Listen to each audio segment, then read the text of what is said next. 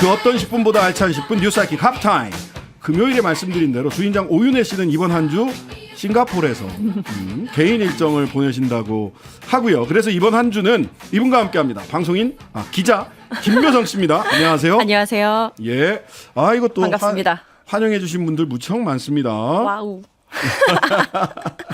네. 이렇게 지난주 월요일 화요일 했었는데 네. 예, 일주일 만인데 어떠세요? 늘 쉽지 않은 것 같아요. 준비는 하고 있는데 또 지난주에 오윤혜 님이 복귀를 해서 정말 네네. 원기옥을 터뜨리더라고요. 그걸 보면서 와, 이 기는 정말 내가 이길 수 없겠다. 분노 대방출. 네. 입에서 불 뿜는 줄. 그렇죠. 하지만 저도 열심히 해봐야죠. 예, 네. 우리 유령님, 묘성장군 어서 오시오. 아람님, 묘모님 반가요. 이렇게 환영해 주신 분들 많이 계십니다. 감사합니다. 자, 우리 네. 묘미 언니, 묘성장군님 오늘 어떤 뉴스를 보셨는지.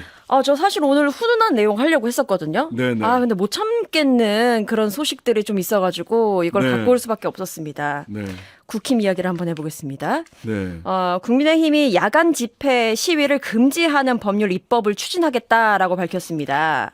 보니까 밤 12시부터 오전 6시까지 집회 시위를 금지하겠다라는 건데 이 법안대로 이렇게 보자면 지난 2016년이죠. 박근혜 탄핵 촛불 집회는 12시 넘는 경우가 많았잖아요. 네. 그러면 그건 다 불법 시위가 되는 거죠. 아니, 안 될 겁니다. 안 될 거죠? 예, 왜냐하면, 네. 야간 5개 집회 관련해서는 대한민국에 2개의 헌재 결정례가 있습니다. 2009년에 한 번 했고요. 2014년에도 헌재 결정을 했어요. 네. 즉, 야간 집회를 원천적으로 금지하는 거는 위헌이다라고 헌법 불합치 판결을 2009년에 벌써 헌법재판소에서 했어요. 네. 당시에 박주민 의원이 아마도 당시 변호사였는데 박주민 의원이 주도해서 변호사 박주민이 그렇게 네. 했던 걸로 기억하고요. 그다음에 2014년에 한 번 더 했어요. 근데 더군다나 어떤 얘기했냐면 자정부터 6시까지 시간만을 놓고 그 집회를 5개 집회를 못 하게 하는 것 이거는 헌법의 표현의 자유, 그다음에 집회 결사의 자유에 그걸 위반하는 거다. 네. 그것을 침해하는 거다라고 명확하게 얘기를 했어요. 즉 하지만 심야라는 점이 고려되기 때문에 헌재 결정문을 오늘 그래서 저는 오늘 그 보도가 나오길래 다시 네. 헌재 결정문을 다시 다 읽어봤어요. 서류가 산더미네요. 예, 지금. 헌재 결정문을 집회 및 시위에 관한 법률 10조 위헌 제청 네. 그다음에 살수차 에 관련된 헌재 결정문 백남기 어르신 얘기를 안할 관련해서 수가 이런 걸 다 없습니다. 네. 읽어봤어요. 근데 0시부터 6시까지는 심야란 말이죠. 심야기 때문에 일부 집회에 제한을 둘 수는 있어. 말을 하자면 이런 겁니다. 소음 기준을 낮보다 조금 네. 더 높인다든지. 그러니까 소음 기준이 몇 데시벨부터는 이거는 이 소음 기준을 어겼으니까 소음 낮추세요. 네. 12시가 넘었으니까 밤 12시가 넘었으니까 소음 기준을 더 낮춰서 이거보다 넘어가면 안 돼요. 이럴 수는 있어요. 하지만 지금 박대출 정책위 의장이나 유상범 수석 대변인 이 양반 검사 출신인데 더군다나 이런 분들이 이야기한 것처럼 0시부터 6시까지의 집회를 원천적으로 금지하고 네. 면책 조항을 둬서 그러지 않은 경우 일부에 한해서만 허용하는 방식으로는 이렇게 법을 내놓으면은요. 저는 제가 확신컨대 물론 유상범 대변인이 저보다 법조 경력이 훨씬 더 기신 분입니다. 하지만 제가 아는 한 위헌입니다. 네. 바로 그 지점인데 사실 그 중간 과정을 다 띄어먹은 듯한 느낌이 드는 네. 거예요. 박대출 정책의장이 이야기한 걸 보면 지난주 민주노총의 광화문 집회를 예로 들면서 법안 필요성을 강조했거든요. 네. 그래서 예로 든 것이 그것입니다.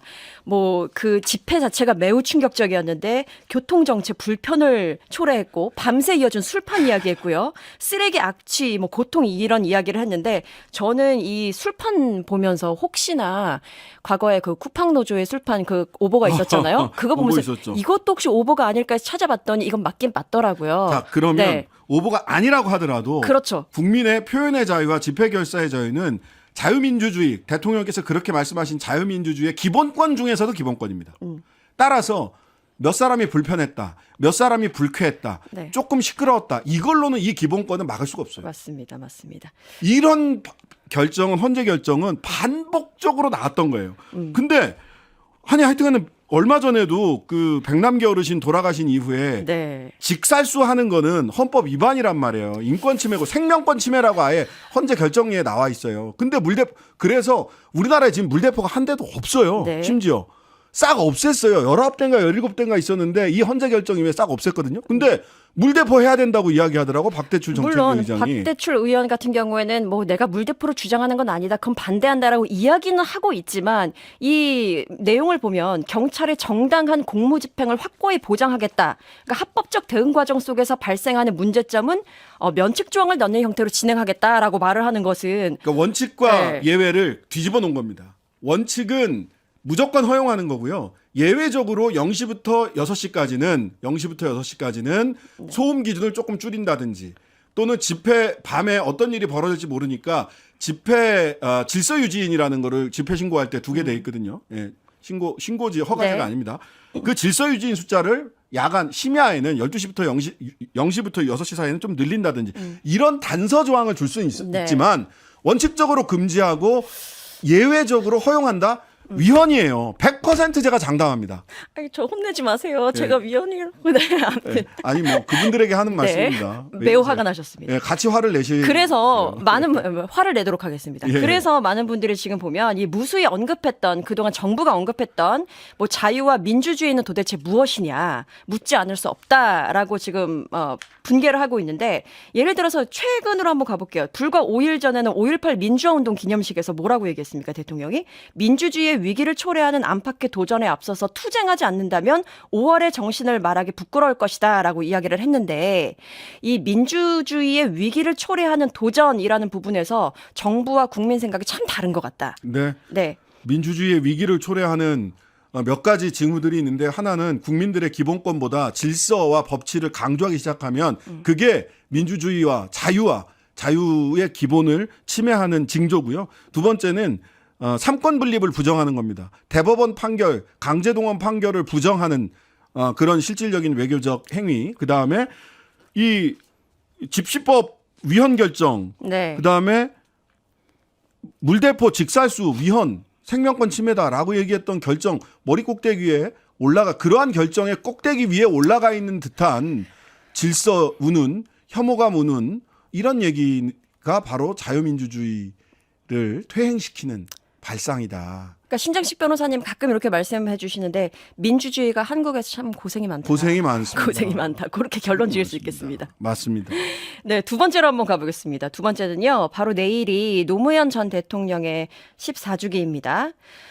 평소 노무현 전 대통령을 존경하고 좋아한다고 밝혀온 윤석열 대통령은 추도식에 화환을 보낼 것으로 알려졌습니다. 추모 메시지 없고요. 뭐 이진복 정무수석이 대신 가서 이제 화환을 전달하면서 유족에게 비공식적으로 애도와 위로를 전하지 않을까 이렇게 가능성이 내비쳐지고 있는데 보통 누구를 존경한다라고 하면 그 사람의 인격이나 사상이나 행위를 공경을 하고 뭐 닮고 싶어 하는구나라고 생각할 수 있잖아요. 그런 의미에서 봤을 때 노무현 전 대통령을 존경한다는 우리 윤석열 대통령은 어떻게 존경을 표하고 있는지 한번 살펴보려고 합니다. 뭘 존경한다는 건지부터 저는 궁금해요. 존경하는 바가 있으면 그 존경하는 바대로 사람이 살게 돼 있거든요. 일단 존경을 표하는 방식은 분명한 것 같습니다. 비공식? 노래를 불렀습니다. 그런 사람 또 없습니다. 그때 대선 후보 시절에 그때 예능 프로그램에 나와서 노래를 불렀는데 또 김건희 여사에 따르면 그 녹취록에서 나왔었죠. 뭐 노무현 영화를 보고 혼자 2시간 동안 울었다라고 이야기를 하는데 사실 노래 한 번 부른다고 해서 존경이 완성되는 건 아니잖아요. 뭐 네. 예. 5월 23일이 노무현 대통령 기일이고요. 7월 23일이 노회찬 대표의 기일이에요. 네. 그래서 5월과 7월 사이가 굉장히 사실은 개인적으로는 저는 우울할 때가 많아지는 시기인데 네. 존경은 입으로 하는 게 아니라 삶으로 하는 겁니다. 맞습니다.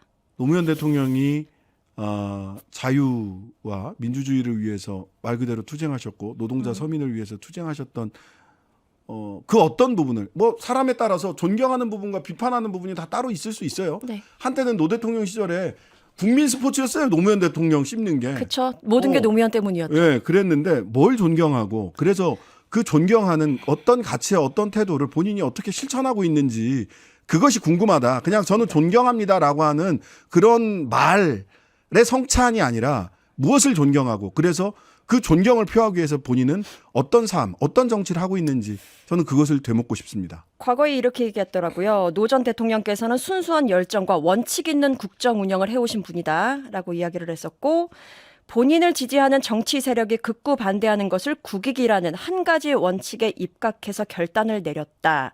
그것이 얼마나 힘들고 고독한 결정이었을까 잠시 자신도 그 입장을 생각하게 됐다라고 이야기를 했는데 모르겠습니다. 제발 생각하시기를 부탁드립니다. 아니면 심리적 존경입니다. 네. 사실상 존경? 네. 존경을 느끼세요.